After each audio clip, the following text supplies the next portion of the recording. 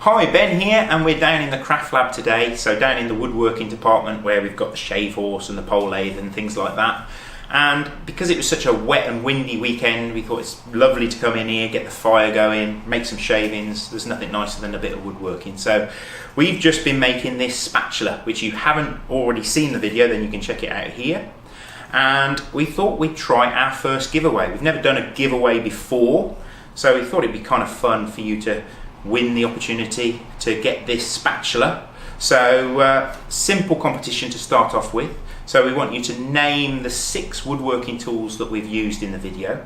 You've obviously got to be a subscriber to our channel, but to make it a little bit more interesting, we'd like you to then tell us what would be the first thing that you would cook with the spatula when you're either at home or out in the woods, and we will pick a winner from all those sort of entries really. Start with something simple. We're going to try and do a few more giveaways in the future.